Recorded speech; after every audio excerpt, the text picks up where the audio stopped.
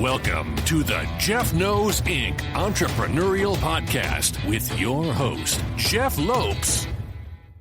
Jeff has over 2 decades experience as a serial entrepreneur, building brands like Kimura from his home basement to a multi-million-dollar global brand that has sold over 250,000 pairs of boxing gloves. Jeff's here to educate, guide, and drive you on the process of bringing your ideas and dreams to reality with the inspiring stories from some of the top business minds.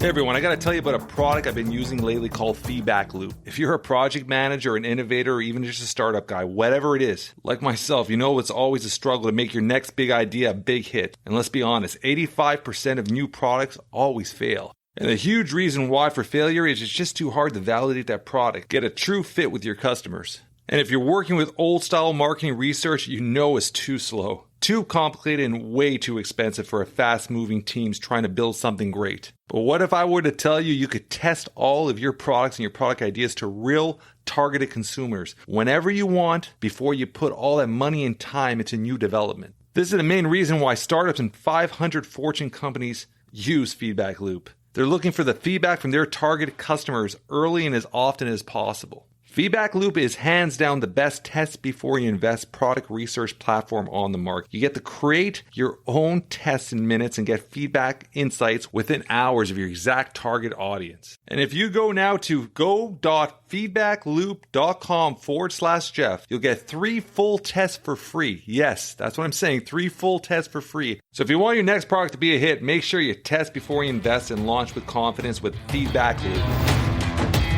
This episode is brought to you by the Trademark Factory. Owning trademarks is something that's close and dear to my heart. As I truly value knowing my brand's protected, I personally own 16 trademarks, and the first trademark that I registered was in 2006 for my brand Kimura. What I find is a lot of individuals start a company, grow a brand, yet they never truly own the brand because they've never spent the time to register that trademark. And the worst part is you could spend all this time, money, and effort building your brand, only to find out you've been infringing in another company's brand and end up losing all that time, money, and effort. One important fact is trademarks are a foundational investment in your business. They actually monetarily grow in value over time. As the brand grows, the value of that trademark grows. If you look at a company like Nike, that's worth roughly $97 billion, but their brand alone is worth roughly $47 billion. Think about that. This is why I partnered up with the Trademark Factory. With a 99.3% success rate and a one-time fee that covers everything from start to finish. Request a free consultation call right now by the Trademark Factory Strategy Advisors just by visiting tmf.rocks/Jeff Knows. That's tmf.rocks/JEFFKNOWS for your free consultation. Welcome to episode 174 of the Jeff Knows Inc. podcast. I'm your host, Jeff Lopes. Super excited to have on today Eric the Trainer of the stars. Sit back, everyone, and enjoy a great conversation. We are live on the Jeff Knows Inc. podcast. I'm your host, Jeff Lopes. Super excited. Look at the smile. Super excited to have on the show today Eric the Trainer. What is up, brother? Jeff, thank you so much for having me on your show. I'm sure we're going to have a blast. We're going to have a ton of fun, So how old are you right now, Eric? I'm 53. So give me a rundown from childhood to personal training. When did the whole process start? Because we're going to talk, myself and Eric, how we connected was through Chef Rutch and another gentleman named JT. So we've built a little connection there and we've met and we got him on the show. So I'm excited about this all. I just want to learn just your background. Give me a little story of your background, where how it all came to process. Well, I grew up on a farm in Maine, which by the way is very close to Canada. Yes. You know, we're basically, I had a Canadian girlfriend growing up for a little while. So hubba. Canada, please. And when I graduated from high school, I went to college in Connecticut, moved to New York City afterwards, and really just wanted to have fun in New York, learn how to play guitar, meet beautiful girls, and not go to school. So I was offered a job in a law firm. I was offered a job in a publishing house. I was even offered a job in an executive program that would put me on the executive track for a giant clothing company. And instead, I went to a local gym in my neighborhood and I was working out and I was thinking, God, I don't know what I want to do. The woman that ran that gym was a very early incarnation of the cougar. And I didn't know this, but she liked me instantly and said to me, she goes, "Hey, you look like you have a lot on your mind." And I said, "Actually, I do. I just moved to New York City. You're the first person I've met. And I have to get a job, but none of the jobs that I've been offered are very high paying, nor do they interest me very much." So she was like, "Why don't you work here?" And I was like, I wish I could work here. I mean, I love working out. It's so much fun, but I'm not a trainer. I don't know how to do this stuff. And I probably have to get a real job. So then she said, "How much are they offering you as your opening salary at these real jobs?" And I showed her, and she said, "We'll match that, and we'll pay for your insurance, and you'll have benefits, and we'll pay for you to be trained as a trainer, and we'll pay for your certification. You should work here." And I was like, "That sounds great." And so I was hired as a trainer. And even before I was a certified trainer, I was working there as one of the floor guys. So I would walk around, wipe down equipment. I would spot people, and I just sort of got a feel for the gym. And man, I fell in love with the gym. I fell in love with the thought that here's a place where someone can walk in who's feeling like an underdog or feeling diminished or feeling embarrassed about their physique, whether they're too big or they're too small, go through some changes and emerge a hero. Like, to me, it was one of the last magical places on earth where transformation really happened. And I've been a trainer for almost 30 years. I'm so happy. Like, it's been how old were you when you actually got in that gym, your first job? What was the age you got there? You know, I started as a trainer around 22. Yeah. I was a full-fledged trainer by 23, and I am now 53 years old. So I've been a trainer officially for 30 years. And yet every morning that I wake up, I mean, it's like Groundhog's Day. It's the same thing every morning. I'm sleeping in my bed. I open my eyes. I look. I see my wife. She is so beautiful. I'm like this. Then I'm in the shower getting excited to go to the gym. I'm like, Then I'm driving my electric car to work. No gas. And then I'm here at work with actors and musicians and celebrity chefs. Anyone that's on camera or on stage, I work with to help them look and feel their best. A lot of being good looking is confidence. So it's not just physical body we work with. We do a lot of this stuff. And that is helping these artists feel terrific so they can go out and dazzle the world with whatever they want. I love it. So growing up in Maine, give me a little rundown. How was your childhood? Were you like into sports? Were you outdoors a lot? I was the shortest one in my class of about 300 people. Yeah. Which is a huge bummer because I love girls. So all the girls I wanted to make out with looked like they could be my babysitter. I was quite slight. My best friend was a guy named Chris Cooley. He still is one of my best friends. Yeah. He was the tallest one in the class at 6'4". I was the shortest one. I was about 5'2", 5'3", and this is like graduating. I mean, I basically had the physique of a 12-year-old boy. I could get into the movie theater for 12 and under when I had graduated from high school. It was not cool, but it sort of taught me that if you don't have physicality, you have to make up for it in other ways. So I was funny. I was on the debate team. I played in the marching band. I played the cymbals. I mean, it doesn't take a lot of power to be the cymbal. I think I lost a lot of hearing, a very John. But I had a relatively happy childhood. I was in the Boy Scouts. I was on the ski patrol. My parents were wonderful to us. And I have 3 siblings, an older sister, a little brother, little sister. We're a very tight, close family to this day. We're very close. And my parents basically said to me from a very young age, you can do anything you want when you grow up, like anything. Because I used to say to them, why do we live here in this frozen tundra of trees and cold and antlers, deer and moose and maple syrup and lobsters? I mean, come on. We lived on a farm. We had pigs. We had sheep. We even had a donkey. And they said, you know what, Eric? When you're older, if you want to live in a place with palm trees where it's warm, go right ahead. We like it here. And I was like, I will. So, dude, I love it. I love it. Your story is close to home because my son is absolutely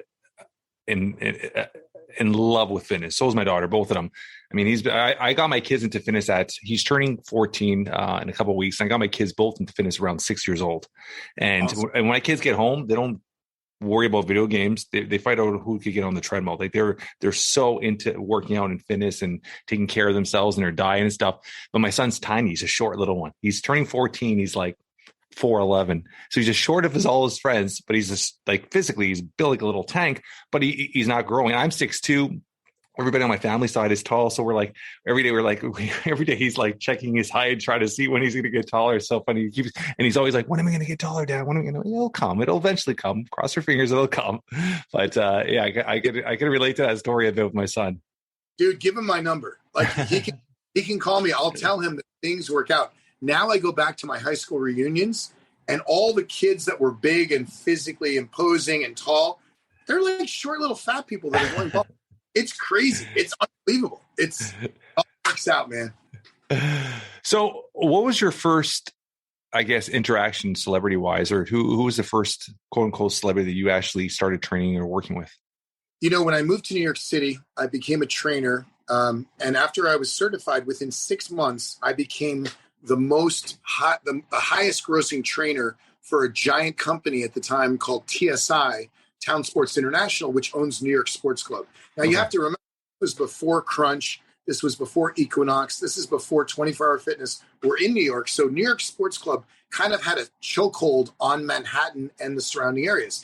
I think they had 90 clubs in Manhattan alone on every corner. Yeah. And out of 1,500 trainers that worked for the company, I was their number one guy. And they weren't really sure why. They couldn't figure it out because the things that I was doing with my clients were not the typical things I had been trained in doing. But I realized very quickly after becoming a trainer that even though I was certified, I was not able to deliver the result that I wanted to for my clients. So my desire to change them outweighed my skill set. And it really was a very frustrating situation. So I asked my manager at the time, who was very supportive, I said, would you mind if I ran a few focus groups? Like, I'm going to train these 6 women with weights. I'm going to train these 6 women at a different time without weights. I'm going to do a lot of functional training with these guys. I'm going to do all traditional bodybuilding with these guys.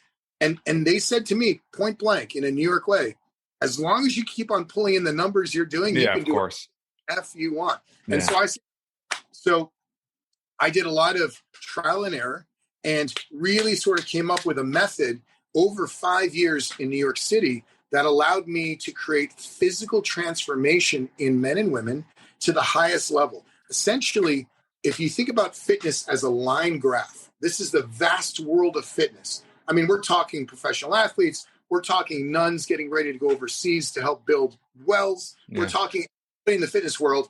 You can almost look at 2 extremes. On this side, well, let's call this athleticism. These are professional football players, professional hockey players, military, law enforcement. These people have to be in shape for their jobs. Yeah. So their ability to climb over a fence or lift a dead body really matters. Their strength, their agility. As far as you can get away from those people, on the other side of the spectrum, that's where I live. Actors, bikini models, celebrity chefs, people that are on screen or on stage who need to have the physical beauty and the personal confidence to win over and deliver their message to millions. That's what I do. So I am the opposite of CrossFit. Like I go to big fitness conventions and they put me on a panel all the time with CrossFitters on one side, Eric the trainer on the other. We're literally opposites. I love it. What's your mindset with CrossFit? Because I mean, there's so many different angles to it. A lot of people say it causes injuries. A lot of people look at the form, look at stuff like that. Like, where's your mindset overall with CrossFit? You know, I love CrossFit because so many people love it and passion for it. And if they weren't doing CrossFit, maybe they wouldn't be working out. Yeah. And so there's some amazing physiques, especially female physiques from CrossFit. Yeah. I've seen the most devastatingly strong, confident women come out of the CrossFit crew that I've ever seen. We actually, I don't know if you know this, but we actually did some casting for Wonder Woman for the women around Gal Gadot from the community. They literally went to the CrossFit Games and had those athletes come and be in Wonder Woman. Isn't that nuts? Yeah. Like, that's so cool. I mean, so I love fitness as a whole. Like, if you think about the world of fitness, kind of like your wife, she might have great things about her. She might have some flaws, but the holistic way that you love her and you take her in and you hold her close to you, I embrace fitness as a whole. I love the CrossFit guys. I mean, I'm not an elitist. I love the power lifters. I love the bodybuilders. I love the martial artists. I mean, I love even the adjacent things, you know, like I worked with NASCAR drivers that have to be in great shape because it's stressful to drive a car. They're not people, but I love the fact that they embrace fitness to be better. I've worked with PGA golfers. I've worked with all kinds of people that are sort of adjacent to the traditional fitness world. Yeah. But just to be clear, my niche, my mission, my career is, number one, to help celebrities, athletes, and chefs find a way to look and feel their best, so that as they give their message out, they can feel confident and look their best, and also keep them there. We don't do this. Yeah. We bring them to a level, and then I keep them there. But also, my focus in the last few years has shifted away from that crew to the average person. And I feel like fitness at the highest level should not just be for the elite, but it should actually be for everyone. So I'm trying to spread the word and the method to others. I've been to China and trained all the trainers in Shanghai at a giant trainers academy. I've been to Japan, all over Europe, the Middle East. I'm trying to spread the word. I love it. It's so fun. There's a few things I want to talk about, but one, when you're working with a celebrity and you see that yo-yo, because a lot of them, like you're saying about maintaining it, you see a lot of celebrities, Russell Crowe, for example, up and down. A lot of them are up and down. Usually, what's your time period when you start working with a celebrity? What do you have time period before you need to get them? Is there a 3 month, a 6 month? Like, usually, what time period before the filming of a movie do you work with them? Because like I said, Russell Crowe, I mean, that guy is just up and down, right. Balloons up, balloons down, which is almost like the old school bodybuilding, the bulking and not. But I mean, those 6 months, whether he's getting ready for a movie to put on weight, but they just changed drastically. So, what's your time period when you work with somebody like that? My average is 21 days. So it's a hardcore, like, so what are you looking at diet wise? Are you into fasting? Like, what do you look diet wise? Well, diet wise, it all depends on what the script says, because I have actors like you that come in saying, I just got the biggest role of my life. I get to work out with Eric the trainer. And I read the script and I look at them and I'm like, we need to lose 20 pounds. And they're like, I thought I was going to get in great shape. And I'm like, read the script, dude. You're a prisoner of war. I'm not going to make you look like a gladiator. We're going down. You're 165 now. I need to drop you to 140. And they're like, oh my God. My boss is the producer in the script, not the actor. Yeah. And whatever the art demands is what I deliver. But to answer your question on the up and down, there are tons of celebrities that go up and down, but none of those are my clients, dude. I'm like the hotel in California. Once you walk into this place, I'm at my now in Los Angeles. It's called the ETT Mecca. They call me Eric the Trainer, ETT. Yeah. They call ETT Mecca. This is the greatest gym I've ever been to in my life, and I've been to every gym there is. It's insane. This gym was actually built and designed by the same designers that have only worked with water and fire in their careers. So if you look at the fountains at the Bellagio Hotel, you know, beautiful fountains? Yeah. Those designers designed my gym. This is the only gym they've ever designed. It's crazy. There are no lights. We have solar tubes. There are no windows because our clients are so famous that we would have the paparazzi outside all the time. There's no membership. You can't join here. Like literally, it's like a vampire. It's invitation only. And once you're here, there is no membership fee, because when I lived in New York, working for that corporation for those 5 years, I noticed that there were certain things about their business practices that I did not like. I'll give you 10 examples. Number one, the membership fee. It just kept on going up. Yeah. And I asked myself, you know what? Someday, it's kind of like the Dr. Seuss book. If I ran the zoo, if I ran the zoo, this would be different. I started compiling an actual list. I wouldn't want to work in a place with a membership fee because I think it's kind of obnoxious. So no membership fee. There's no membership here. Number two, the trainers that work here, when they charge their clients $150 for a session, how much do I make from that? I mean, you make zero. Okay. I don't want money. I want something money can't buy. I want dedication, loyalty. I want to be able to say to these guys, hey guys, I need you on a plane to Guatemala in 4 hours. And you know what they always say? Yes. They always say yes.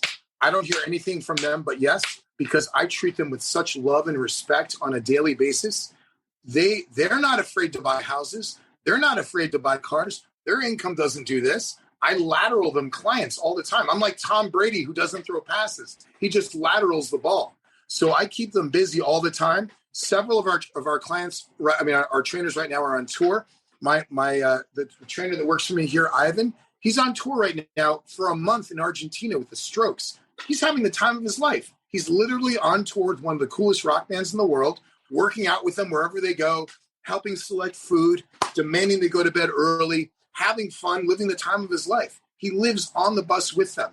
In his contract, if they stay at the Four Seasons, he stays at the Four Seasons. The crew might stay at a different hotel, but our trainers have a rider in their contract. Wherever the band goes, whatever the band eats, wherever they stay, that's where they stay.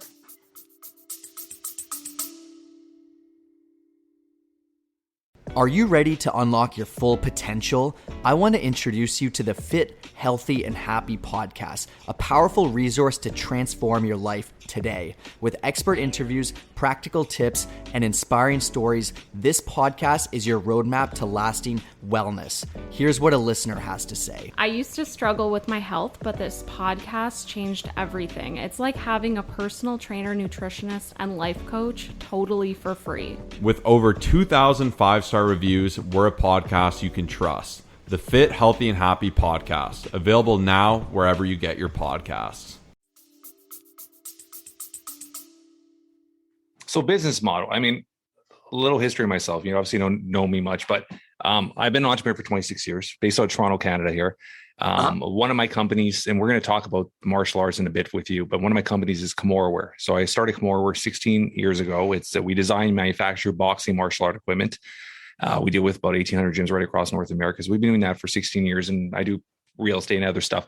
But when you're looking at a business model, I mean, even history-wise, when I was 19, I started a personal training business. Right out of Humber College, I was taking fitness leadership, and I started a personal training company, and I had 6 trainers working in-house training, and then from there, I started a consulting company for about 3-4 years in Ontario, a big chain of gyms, which is a guy named John Cordell used to own, called Premier Health and Fitness. I implied back-end systems. So you come in, you do your tour, you get a membership, you're forced to do a fitness evaluation test. We'd run you through, we'd try to sell you personal training. And there was a whole system. So we did the back end system, which is personal training. And most of those locations, the back end would make more money than the front end. So when you're looking at a business sized, your trainers, obviously you don't make money on them, but you do make money from the overhead. Because how does this all work? So you work directly with the producers and directors, or do you work with the actors? Like, who do you work with when the client comes to you? And then obviously there's an overhead there. You're taking that, paying the trainer. Are these trainers your employees, or are they all freelancers? Like, how does this all work business wise? My trainers are all freelancers. They work for them. They can work 80 hours a week, or they can work 0 hours a week. I could care less. Okay. It's manifest destiny, my friend. It's choose your own adventure. It's make your own way. But because I'm here and there's a constant wellspring of clients that are coming, which I can't possibly train myself. All I lateral clients back and forth to these guys, they accept them, and all of them have apprenticed under me and learned the method that I have for physical transformation. But then once they've learned that, I said, make it your own. You don't have to be just like me. You don't have to follow the protocol. It's like being a martial artist. I have 3 black belts, Shotokan, Taekwondo, and Goju Jiu-Jitsu. The latter is the most important in my life. I'm more of a Japanese jiu-jitsu guy than anything else. And the greatest martial arts instructors I ever had would teach me a method. And then after a while, like a box that you throw across the floor 1,000 times, the edges get rounded and it becomes your own. And I said the same thing to these guys. I said, I'm going to teach you my secret method of transformation. Take it in, use it on yourself, use it on your clients, but then take what you want from the world, combine it, create a mongrel, enjoy. I trust in you. It's their destiny. It's their clientele. And it works, man. I mean, the one thing we don't have here is turnover. No one that works with me ever leaves, because they have the ultimate situation. They're at the best gym. They have full autonomy. They're making as much money or as little money as they want. And they constantly are given opportunities to do crazy stuff that nobody else can do because I can't be everywhere. Yeah. And that's the biggest issue with most big box gyms is the turnover rate for trainers. It's insane. Any type of big box gym, the turnover rate is just like, it's always rotating. And trainers always have that mindset where they'll go to a big box gym, train a couple clients, and then they'll quit thinking all the customers are going to go with them. And most of them don't. They end up staying there, right? It's that mindset of everybody's going to follow me. So when did you open this location? This location we opened almost 7 years ago. Yeah. And I'll tell you, I had always, since I've been out in Los Angeles, I've been in LA for 25 years. I've always run my business at a pre-existing gym. So I'll go into a giant powerhouse or a giant Gold's gym, and I'll rent a suite of offices, and I will train my clients out of those places. They will pay a membership fee to the gym, plus they will pay my training fee. Yeah. And if there are pieces of equipment that I need to use for my clients that are not at those gyms, at my own expense, I would buy that equipment, and everyone can use it as long as I can use it also with my clients. And it always worked out. And then about 7 years ago, something really crazy happened. And that is, across the board in a uniform way, the quality of the experience of the average gym goer in Los Angeles started to sink, meaning the gyms started cutting the hours of the cleaning crew. So the gyms were a little dirtier than they had been previously. The gym started not leaving the air conditioning on hot days. So it was a little stuffier than normal.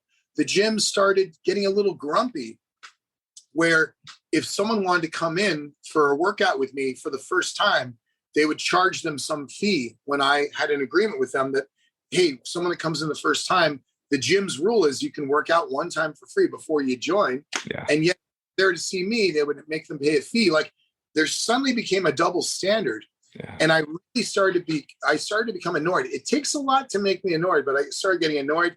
And then the straw that broke the camel's back occurred. And that was, I got a call from Paramount. I'm hired mostly by the studios, Universal, Paramount, Warner Brothers. I got a call from Paramount. They said, look, we have a woman who's going to be in the new Tom Cruise movie. We'd love for you to work with her. We're sending her over right now in a limousine. She'll be at your gym in 5 minutes. And I was like, awesome. I can't wait to meet her. So I was in my office waiting for this actress to arrive. She pulls up at the gym, gets out, goes into the gym, and goes up to the $10 an hour front desk guy who's working his way through college and just got hired there last week. And she said, I'm here to see Eric the trainer. And the guy looks up to her and he says, do you have a membership here? And she said, no. And he goes, well, then you can't come in. She starts to cry, gets back in the limousine, goes back to Paramount. I get a call from Paramount and they said, well, you just lost that client because she was refused entry to your gym. That was the straw that broke the camel's back. So I went and met with the owners. I said, you know what? I've decided to move on. I wish you the very best of luck. And all the equipment that I've purchased for this place, you can keep. I don't want it. You can keep it as a sign of goodwill. I gathered my clients and we opened this place up. And when I left, I had so many clients at that gym. It was a powerhouse gym. It went out of business. Yeah. That's how, dude, we have about 400 people we train out of this location. That many? How many square feet do you have there? I don't know, man. I mean, I can take you on a little tour. Before the end, I was going to ask you that. Before the end, grab your phone and we'll do a little tour before the end. I mean, did you see Willy Wonka? This place is kind of like Willy Wonka's chocolate factory. It's insane. Like, It boggles my mind that it exists. It's like seeing a two-headed horse. Like, you're like, I see it, but my brain is not processing correctly. Like, dude, this is heaven. This gym is like the manifestation of anything I would ever want in a fitness facility. It's like a dream come true. I mean, I'm the luckiest kid from Maine you've ever met. What's the guitar behind you? You play guitar? Or is that a present by somebody? Oh, no. We train a lot of musicians that you know, including Def Leppard, Journey, Nickelback, The Strokes, Fall Out Boy. Some of them were here this morning. And so we keep several guitars with in the office because I'll be training one of these guys, like Phil Collins from Def Leppard, who plays thousands of people with his shirt off every single day. And he's 64 years old. Yeah. And like, wait a minute. And he'll run in the office and he'll start playing. He's like, that's it. And so these are sort of like... I love it. But yeah, dude.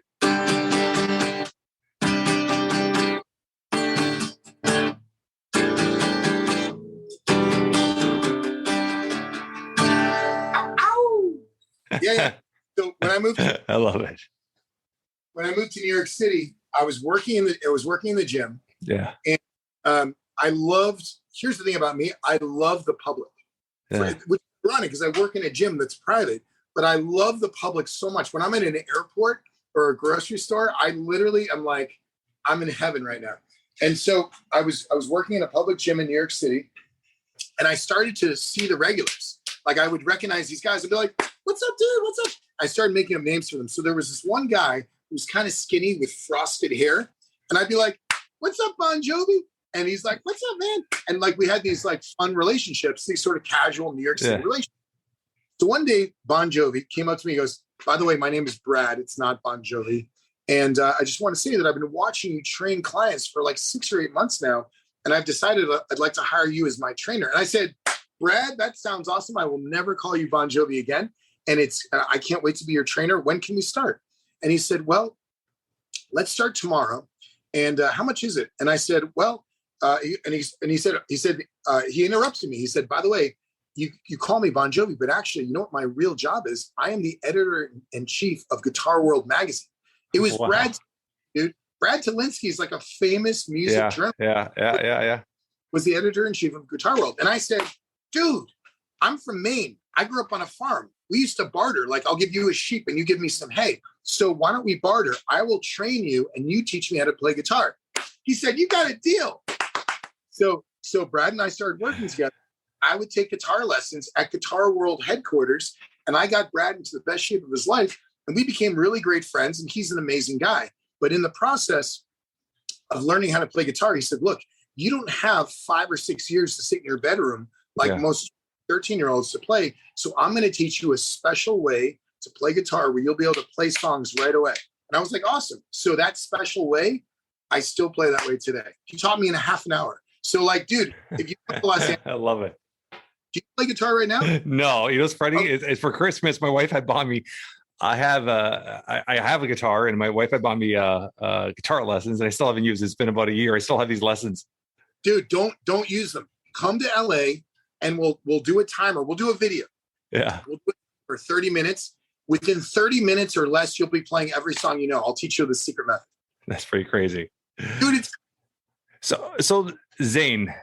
Frank Zane, I mean, in the bodybuilding world, I read a little thing that you worked under him. In the bodybuilding world, I mean, physique-wise, I mean, one of the greatest physiques of all time, probably one of the greatest posers of all time. How did you meet him? And was it him and his brother you were working with? No, Frank Zane was always the hero of mine. My two big heroes, actually, I should say, my ultimate hero in life was Jack LaLanne. He's the reason I came to California. Jack LaLanne, the juicer. Jack LaLanne, the God's modern. So after 5 years in New York City, New York Magazine had called the best of issue, like the restaurant, the best of, and so that year, 5 years later, I was the best trainer in Manhattan. According to New York Magazine, I was the best trainer in New York.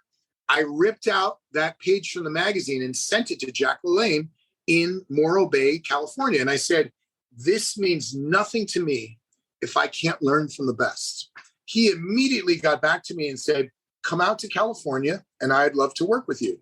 By the time I got out to California in 1996, he was already 93 years old. Yeah. So I spent time with him from age 93 to 96. He died when he was 96. So I only had 3 years with him, but those 3 years were unbelievable. I can show you pictures that are hanging in my office right here of he and I shooting TV shows together at Muscle Beach in Venice, of me doing 40,000 push-ups under his direction to raise money for charity. Those 3 years were, dude, he had to teach me a lifetime of wisdom in 3 years. It was unbelievable. That's amazing. If you watch old videos of Jack LaLanne and you current videos of me, he's the closest thing I think that I am. My goal is to be sort of a modern day Jack LaLanne. I host TV shows. I love the public. I want to be an ambassador to reach out to the average guy in Ottawa or Brampton or Vancouver and say, hey, being fit is not so hard. Come with me on this journey. We'll have a great time. I'll take care of everything. And we're only going to do 3 things: exercise, diet, and sleep. Those 3 things. No weird supplements, no weird exercises, no injury, no stress. you can change your life just by making a small decision. And I want to be the guide through the vast Amazon jungle of fitness for the average guy, not just for celebrities. Do you have a digital platform or something where you could train in the masses right now, or no? I do. I've hosted a TV show for the past 6 years, which started with Mark Cuban from. Remember Mark Cuban from Shark? Of course, yeah. I met him before. Yeah. I had Shark Tank and Dallas Mavericks. Yeah, right. So Mark Cuban called me 7 years ago and said, "We want you to be our Jack LaLanne. I have a network called Access TV. Do you know Access? The network? Yeah, Access? yeah. I don't think we get it here in Canada, do we? I don't know. I'm not Canadian, but yeah. I'm Canadian. People meet me and they're like, "Are you Canadian? You have a Canadian accent." And I was like, "A boot." I don't. Anyway, so Celebrity Sweat started on Mark Cuban's network. Then it jumped to Spike TV. We were on Spike for a while. Then it jumped to Discovery Health. We were there for a while. And then for a couple of years, it was on Amazon. When Amazon started to rise in popularity, I was on Amazon Prime Video, and Delta Airlines picked up my show, and we were in flight on Delta for 3 years. And a couple of those months, we beat all the other shows. We were the most watched show on Delta in-flight. That's pretty amazing. Is it still up and running? I resigned from the show because it was a great experience. I was ready for the next incarnation. And I'm currently under contract shooting a brand new show that is launching in June, which I'm so excited about. They want me to shoot 10 full episodes before it launches so people can binge watch it. And then it'll be one a week. What network? Are we allowed to say? I'm not allowed to say, dude, but it's going to be so good. You're going to go crazy. It's so good. Once a week. Dude. So it's not Amazon. It's not Netflix. Netflix would be all in one. So once a week is either Prime or Apple. Dude, all I can say is this. A producer group from the television world came to see me right after COVID, and they said, if we gave you $100 million and a green light, show us the show that you would do. So I mapped out the show, my dream show that I would do. And they said, great, we'll do it. And that was it. And I said, what's the budget for the show? What's the budget per episode? And they said, nothing. The budget is whatever you want to do. If you can pull it off, we'll do it. And I was like, ow, ow. So we've shot 5 episodes. Wow. They're insane. I'm going to go to Miami on the 21st of April and shoot another 4 down there. And then we're coming back and we're shooting a Hawaiian episode. And then we're going to launch in June, dude. It's a crazy thing. I don't know if you even tell anything, but is it all workout based? You can't even say anything?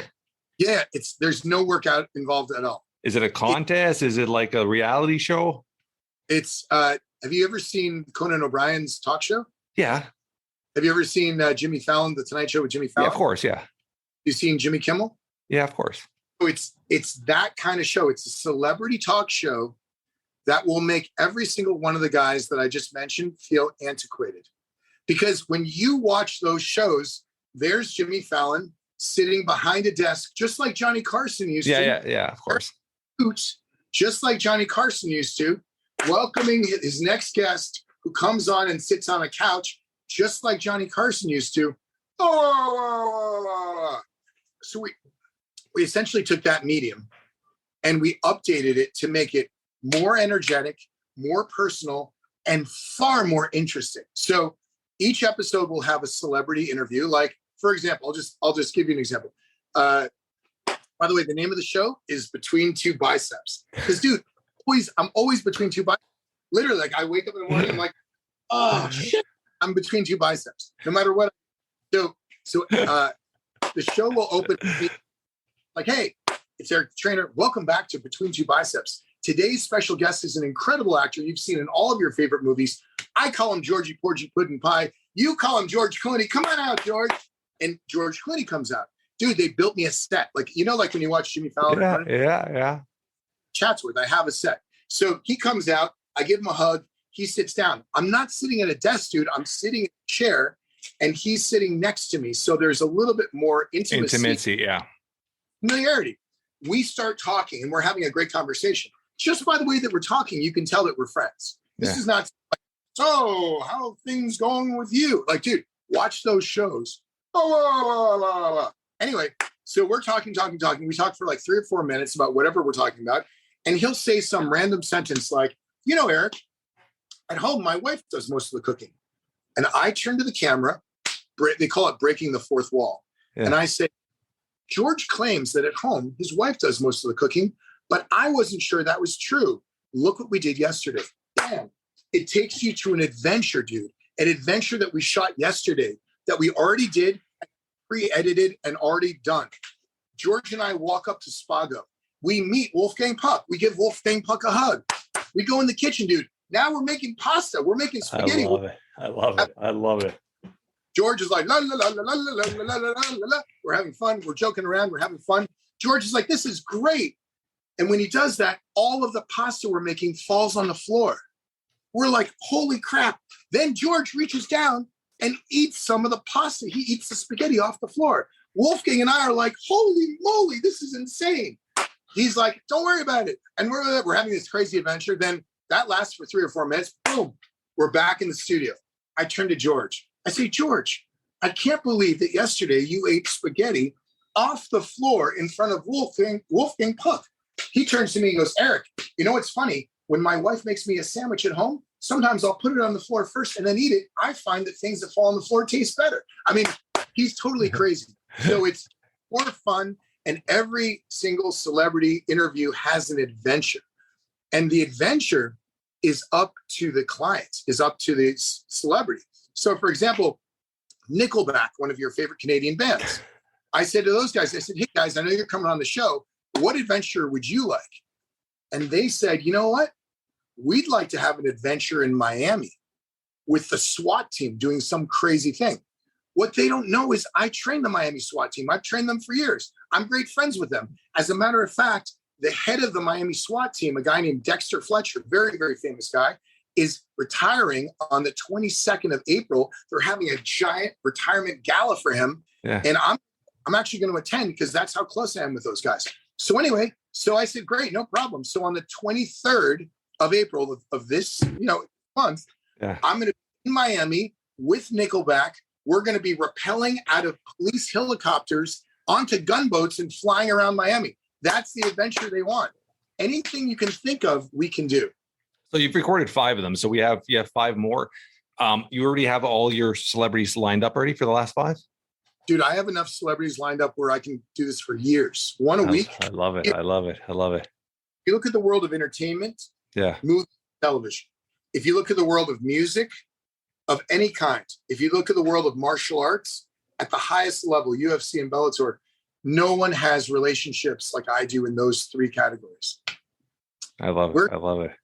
Guests. We have everyone from Pete Wentz from Fall Out Boy to Nickelback to the cast of 1883 to the cast of Cobra Kai. Like, dude, we've already shot these. Like, wait till you see this show. I'm so excited to share it with people. My son loved. I mean, it's funny you're saying that Cobra Kai. We actually watched it as a family, all the episodes. I mean, I grew up to it, and my son and my daughter loved it. So we watched all of it together as a family. So I love that.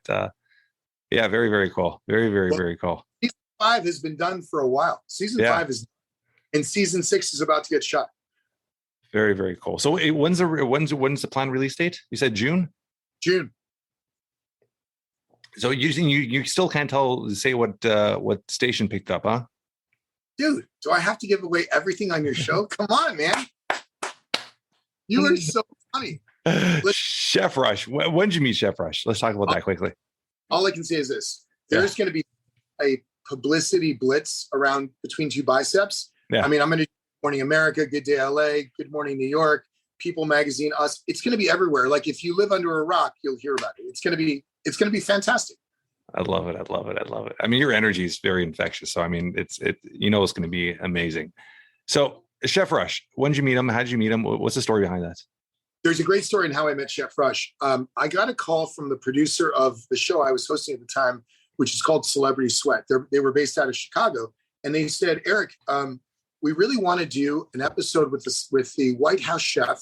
He's gaining some popularity because he's so into fitness. We're going to send you to DC to go to the White House and cook with him there. and it should be really great. And I said, okay, that sounds fine. I didn't think anything of it. And then I kind of backtracked. I said, wait, the White House chef is into fitness. I'm imagining someone that looks like Chef Boyardee, an old white guy in a big hat. And they're like, yeah, he's kind of like Dwayne Johnson, but bigger. And I was like, what?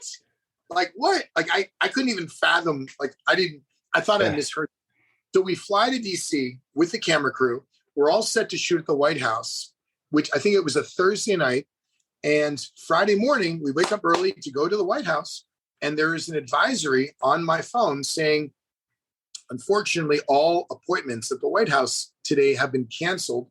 There's some urgent matter that prevents anyone from coming without high security clearance. Basically, your shoot is canceled.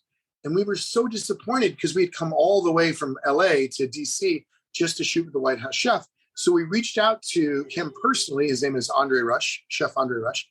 And I said, hey, it's Eric the Trainer. I'm the host of the show. I know we haven't met yet, but we were supposed to shoot together. I'm so sorry that we won't be able to do it. And he goes, don't worry, man. He said, why don't you just come to my house? I live right outside of DC in a beautiful area, and we'll cook in my kitchen and it'll be great. And I was like, okay.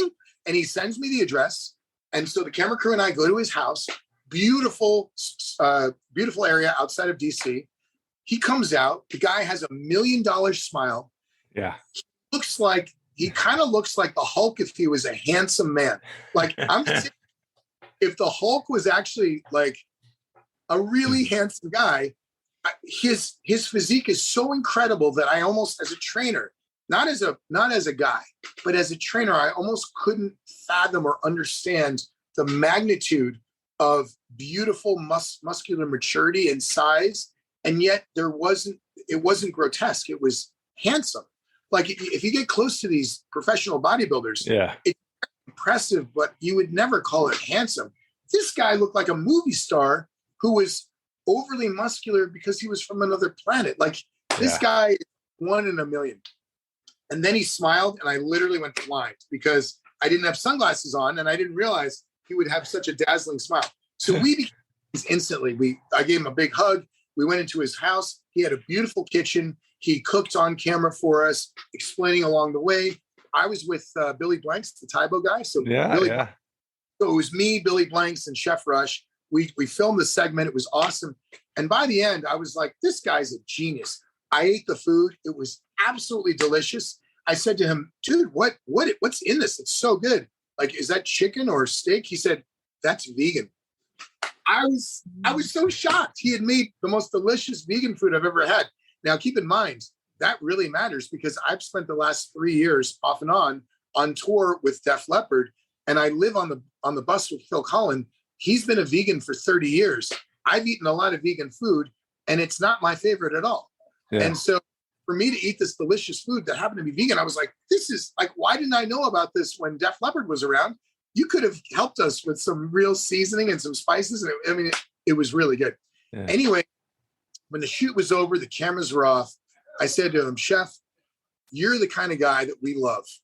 And I know this is a very forward thing because we just met, but you should really consider moving to Los Angeles and working with us, because hearing your mission in your career of changing the world, helping kids, helping people in the military, doing things for charity, that's the phase of career that I'm at too. I've been over to the Middle East twice as a volunteer training the American troops. It's been like the honor of my career. I'm on a mission to help the world.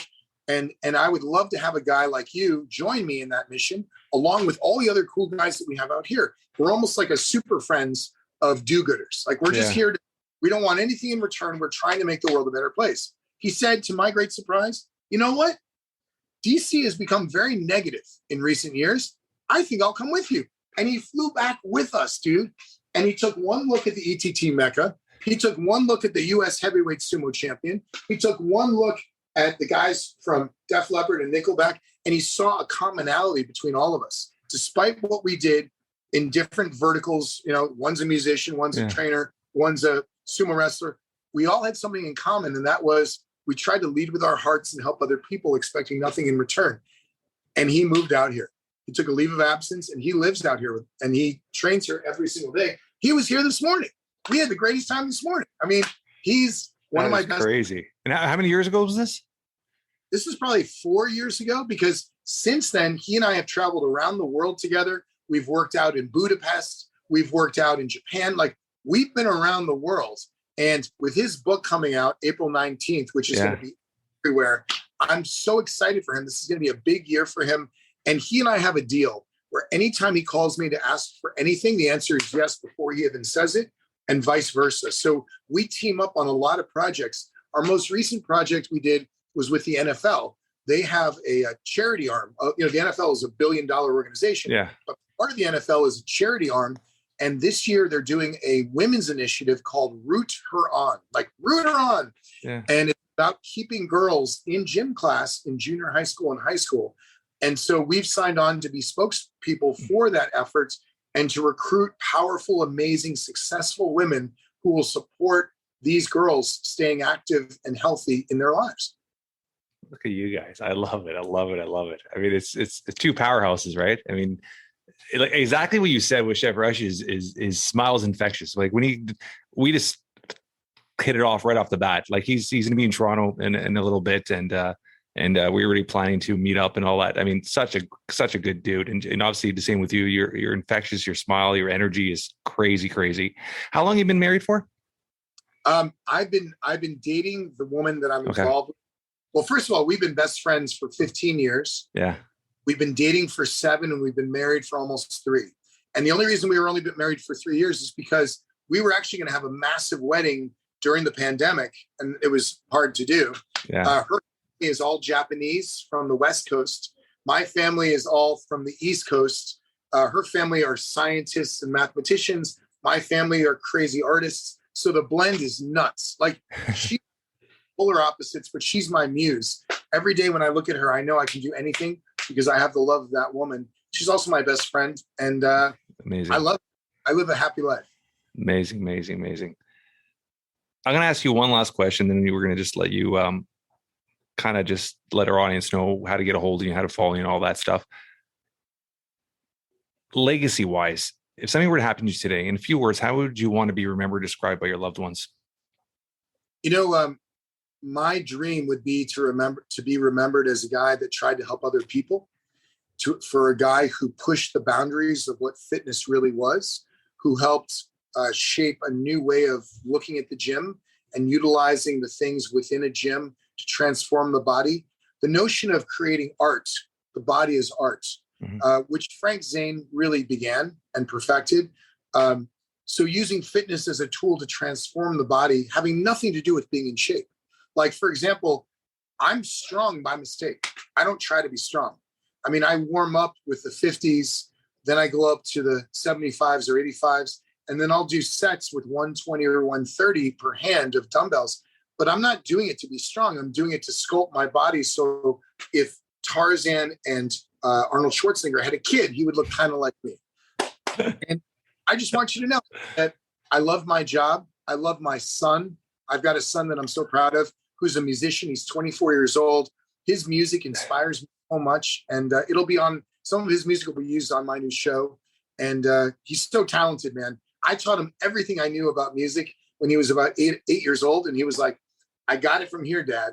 And he just got better and better and better. Like me, he loves to work out. Like me, he has a black belt in martial arts. And I'm just really proud to be a dad. I love being a father. And do a plug for him. What's his name on social media to follow him and stuff? His name is Henry Fleischman. My real last name is Fleischman. Yeah. My Eric Fleischman. Although if you went up to any celebrity and said, I know Eric Fleischman, they'd be like, who the hell is that? But same celebrity, I know Eric the trainer, they'd be like, he's my trainer. So I'm kind of like Cher or Sting in that way. Like I have a stage name that everyone calls me. But as if I were to pass away today, I would want people to remember me with a smile, not be sad, because I try to give everything from here and not from here. And I love what I do. I would do this for free. Like, I love it. I'm a really lucky guy. I love it. How could our audience get a hold of you? I'm on social media at Eric the Trainer. All of my accounts are verified, so you'll see a blue check. So it's really me. And I do answer most of the emails and text messages and letters that I get. And that's the way sometimes I meet some of my best friends. I meet them through social media. We end up in the same city at the same time, and we've got great relationships. So feel free to reach out. I'm here to help. You can almost divide the fitness world into two categories. There are guys over here who are quite impressive, and they're like, be like me, eat the things that I eat, work out like me. And they're very impressive. And then the other half, that's where I live. I say to you 7 words. What can I do for you today? I'm here to help you. That's the difference. It's not about me. It's my ability to help someone else become incredible beyond what they thought they could do. That's my mission in life. Amazing. This has been awesome, brother. I'm sure I'm going to have you on. I would love to have you on after the show goes live so we could talk about it a bit more. So maybe in a couple months, we'll get you back on. And this is awesome. Between the biceps, let's go. I love it. Thank you, man. You're the best. That's a wrap for today. I want to thank our guest, Eric, for taking time his busy schedule to be a guest on the Jeff Knows Inc. podcast. If you guys enjoy this podcast like I have, like all weeks, tell your friends, tell your family, help spread the word. We're trying to build something special here. Leave a review. 5 stars would be absolutely amazing. Until next week, guys, keep moving forward.